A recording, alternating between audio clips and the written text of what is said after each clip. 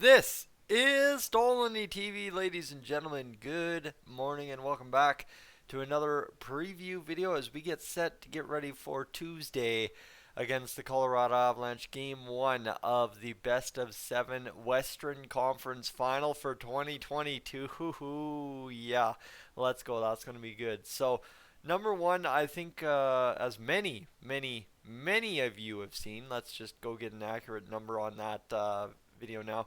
2,085 of you have seen as we currently record this video. Um, we already kind of broke down the matchup advantages, the disadvantages, the where, the who's, and the what's of how the Oilers or Avalanche have a chance to win this series in yesterday's video. However, we currently have another task ahead of us because, it was Sunday morning. Kurt Levin's 9 Things column came out, and that is where we begin things today.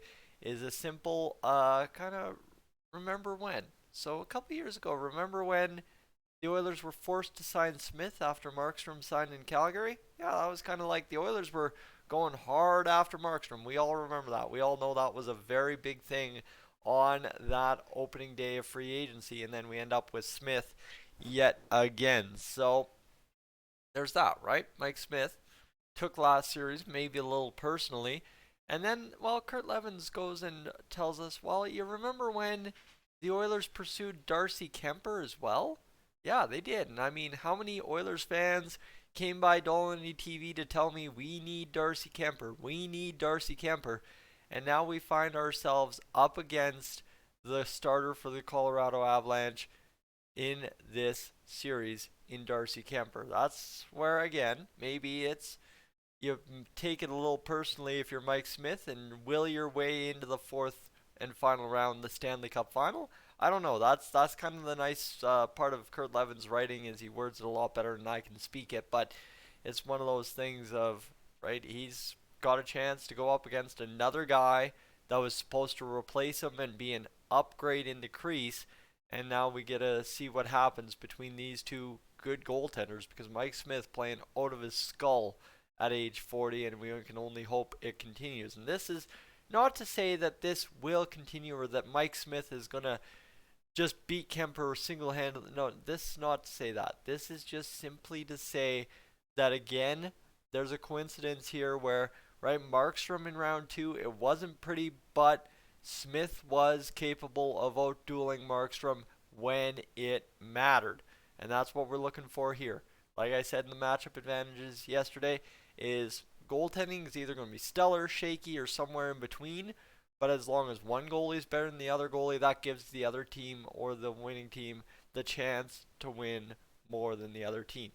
Theoretically, right? There's a lot of factors in this Colorado Oilers series. Like there's a lot more to this series than I think any of us could imagine, and that's what makes it such a great Western Conference final between these two teams. But as it sits, right, Mike Smith, I'm just going to give you guys some stats, just go over a couple of things, let you mull on a couple of things, and we'll go to Mike Smith, who this playoff long trip so far through 12 games in 2 rounds, he's 8-3, right? Ended up losing only one game, or no, I guess, didn't actually lose that game in Calgary on game 1 because Mikko Koskinen got tagged with that loss, so he still only has the 3 losses from round 1. He's allowed 30 goals against for a 270 goals against average. That's 9 more goals against in these playoffs than Darcy Kuemper, and that is in 3 more games than Darcy Kuemper, so the number's a little bit shakier than Kuemper, that is for sure, but we'll be fine, and we'll not worry about that one too much. The one I'm worried about here, and this one is where, right, it could come up to be a very big thing because I know they were talking about it on the Flames fan 590 or 960, I think 960 is what it is here in Calgary. The difference in save percentage and what that means in the volume of shots.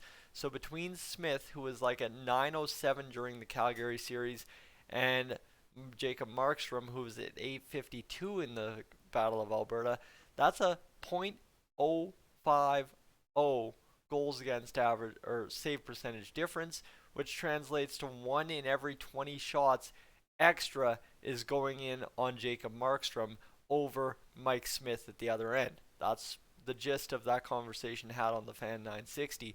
So you look at that now. You got 927 for Mike Smith, right? He's got 927. While Darcy Kuemper is there at 904. So you're talking about 0.23. So realistically, in a 40-shot game, that's where you start to see the difference.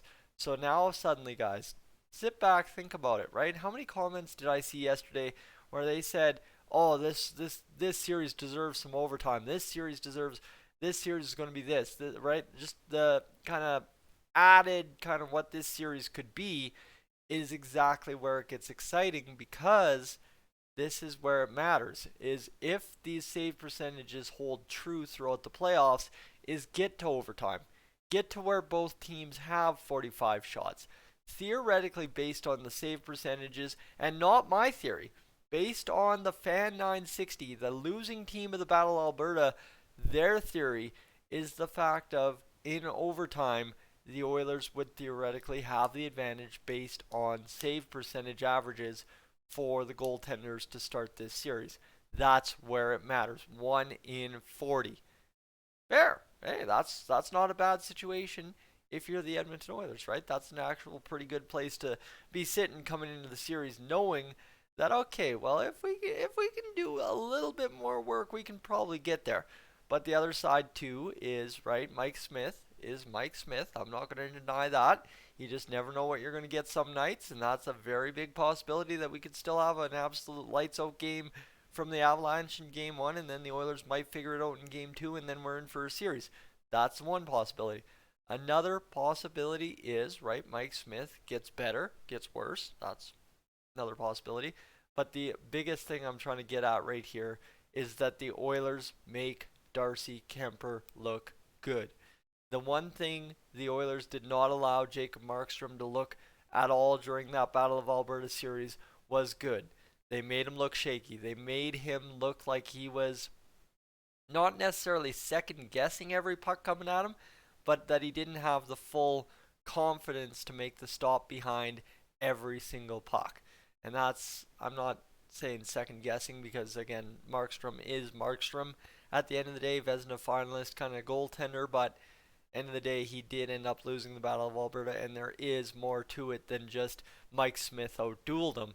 But for the Oilers, it is the exact same formula. It's the same formula that we used when it mattered most against Jonathan Quick. Don't make him look good. Make him work.